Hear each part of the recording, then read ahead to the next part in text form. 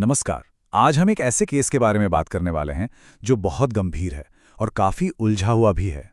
ये मामला एक सीनियर पुलिस अफसर की मौत से जुड़ा है, जिसने पूरे एडमिनिस्ट्रेशन और पुलिस डिपार्टमेंट के काम करने के तरीके पर कई परेशान करने वाले सवाल खड़े कर दिए हैं।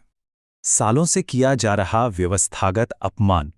सोचिए, ये लाइनें उस शिकायत से हैं जो एक सीनियर पुलिस ऑफिसर की पत्नी ने फाइल की। ये शब्द इस पूरे मामले के दर्द को, इसकी गंभीरता को बस एक लाइन में सामने रख देते हैं। तो कहानी शुरू होती है 7 अक्टूबर 2025 से।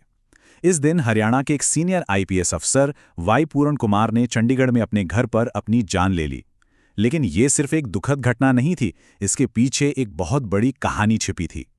तो आखिर ये एक दुखद घटना एक बड़ी जांच में कैसे बदल गई?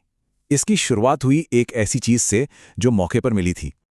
क्योंकि वाई पूरण कुमार ने अपने पीछे कुछ छोड़ा था, एक नोट। और ये कोई छोटा मोटा अलविदा नोट नहीं था, बल्कि एक ऐसा डॉक्यूमेंट था जिसमें इतने विस्फोटक दावे थे कि उसने पूरे सिस्टम में, आप कह सकते हैं, एक भूचाल ला दिया। पूरे 9 पेज। अब आप खुद सोचिए, 9 पेज का सुसाइड नोट। इसकी लंबाई ही ये बताने के लिए काफी थी कि ये किसी एक पल के गुस्से या दुख का नतीजा नहीं था। इसमें सालों का दबा हुआ दर्द और बहुत ही गंभीर आरोप लिखे हुए थे। अब आते हैं इस केस के सबसे अहम हिस्से पर, वो आरोप जो उस 9 पेज के नोट और उसके बाद दर्ज हुई शिकायतों में लगाए गए। ये सिर्फ इल्जाम नहीं है, ये एक पैटर्न की तरफ इशारा करते हैं।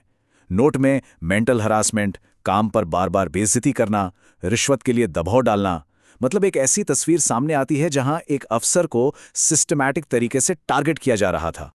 अब देखिए, यहां जो सबसे चौंकाने वाली बात है वो ये है कि इल्जाम किसी एक इंसान पर नहीं है, इसमें कई बड़े नाम शामिल हैं। अफसर की पत्नी ने तो अपनी शिकायत में सीधे हरियाणा के डीजीपी का नाम लिया। वहीं एफआईआर में रोहतक के एसपी नरेंद्र बिजारनिया का नाम है। और तो और सुसाइड नोट में कई दूसरे सीनियर आईएएस और आईपीएस अफसरों पर भी मेंटल हरासमेंट का आरोप है। और कहानी में एक और एंगल तब जुड़ गया जब रोहतक का एक शराब कारोबारी भी सामने आ गया। उसका दावा था कि वाई पूरण कुमार के नाम पर उससे हर महीने 2.5 लाख रुपए की रिश्वत मांगी जा रही थी। तो अब इस केस में सिर्फ हरासमेंट ही नहीं, बल्कि करप्शन का भी एक बहुत सीरियस एंगल जुड़ गया था। तो इतने बड़े खुलासों के बाद जाहिर है सिस्टम को हरकत में आना ही था। चलिए देखते हैं कि ऑफिशियली क्या क्या एक्शन लिया गया। तो सबसे पहले तो जो बेसिक प्रोसीजर है वो फॉलो किया गया। आत्महत्या के लिए उकसाने की एफआईआर दर्ज हुई और केस की जांच के लिए एक एसआईटी यानी स्पेशल इन्वेस्टिगेशन टीम बना दी गई। लेकिन एक बहुत ही जरूरी और फौरन लिया गया कदम यह था कि एफआईआर में जिसका नाम था रोहतक के एसपी नरेंद्र बिजारनिया, उनका तबादला कर दिया गया। इससे यह तो साफ था कि प्रशासन पर प्रेशर बन रहा था। लेकिन चीजें इतनी सीधी सादी नहीं थी। एक तरफ तो ये कानूनी कार्रवाई चल रही थी और दूसरी तरफ था परिवार का गुस्सा और दुख। परिवार ने तो शुरू में पोस्टमार्टम करवाने तक से मना कर दिया था। उनकी एक ही मांग थी, पहले उन अफसरों पर एक्शन हो जिनके नाम शिकायत में है। अब जैसे जैसे ये मामला खुलता गया, ये सिर्फ एक पुलिस इन्वेस्टिगेशन तक ही नहीं रहा, सरकार और पूरे पुलिस डिपार्टमेंट पर दबाव बहुत ज्यादा बढ़ने लगा था।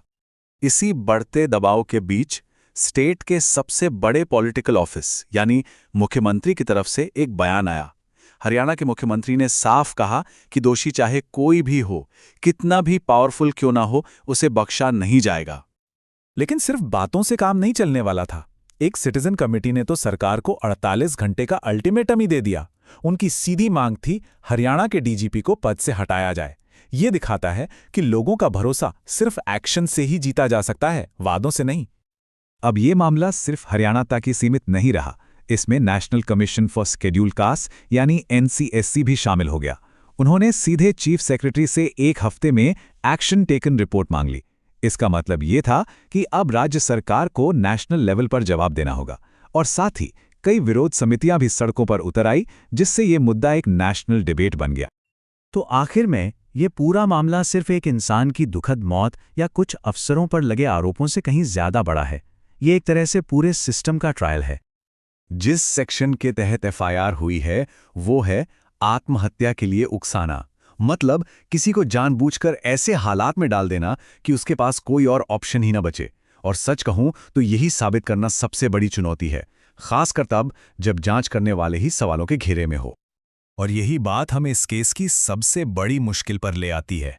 यहां जांच करने वाली एजेंसी कौन है? हरियाणा पुलिस। और जांच किसकी होनी है? अपने ही टॉप के अफसरों की। ये तो कॉन्फ्लिक्ट ऑफ इंटरेस्ट का एक टेक्स्ट बुक एग्जाम्पल है। और इसी सवाल के साथ हम आज की ये बातचीत खत्म करते हैं। जब सिस्टम को ही खुद की जांच करनी पड़े, तो क्या सच में इंसाफ की उम्मीद की जा सकती है? ये एक ऐसा सवाल है जिसका जवाब न सिर्फ इस केस का फैसला करेगा, बल्कि हमारे पूरे एडमिनिस्ट्रेटिव सिस्टम में लोगों के भरोसे पर भी असर डालेगा।